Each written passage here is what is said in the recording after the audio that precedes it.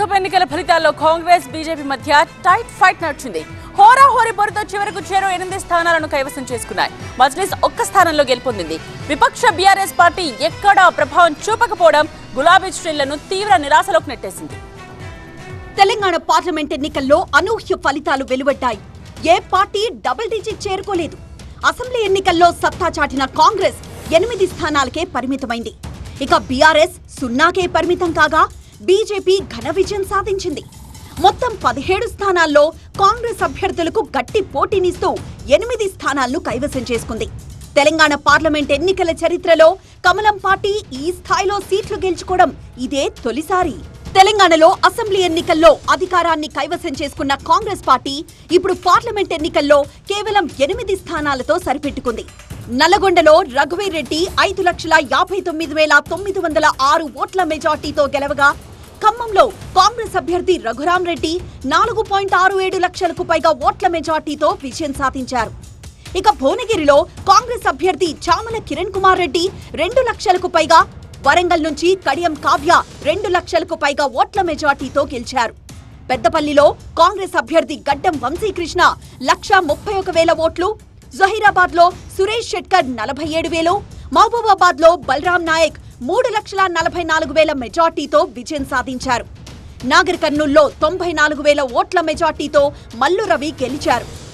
BRS సహకారంతో BJP తెలంగాణలో 8 MP స్థానాలు సాధించగలిగిందన్నారు మంత్రి పొంగులేటి శ్రీనివాసరెడ్డి. ఈ 2 పార్టీలు మ్యాచ్ ఫిక్సింగ్ కి పాల్పడ్డాయని ఆరోపించారు పొంగులేటి. బీజేపీ పార్టీకి బి పార్టీ, బీఆర్ఎస్ పార్టీ అని ఈ ఎన్నికల ఫలితాల తర్వాత మనకి స్పష్టంగా కనిపిస్తుంది. మొదటి నుంచి మేము ఏదైతే చెప్తున్నామో ఆ ఓటు ట్రాన్స్ఫర్ ప్రాపర్గా చేయగలిగారు, చేశారు. కాబట్టే వారి మ్యాచ్ ఫిక్సింగ్ సక్సెస్ అయింది. కాబట్టే బీఆర్ఎస్ పార్టీ సహకారంతో 8 సీట్లు వస్తున్నాయి. ఇక తెలంగాణలో కాషాయం పార్టీ గతంలో కన్నా మెరుగైన స్థానాలను చేజిక్కించుకుంది. 2019లో కేవలం 4 ఎంపీ స్థానాలు గెలుచుకున్న బీజేపీ ఈసారి 8 స్థానాలను కైవసం చేసుకుంది. మహబూబ్ నగర్ లో డీకే అరుణ 3,600 పైచిలుకు ఓట్ల మెజార్టీతో నెగ్గారు. మెదక్లో రఘునందన్ రావు 35,000 ఓట్ల మెజార్టీతో గెలిచారు.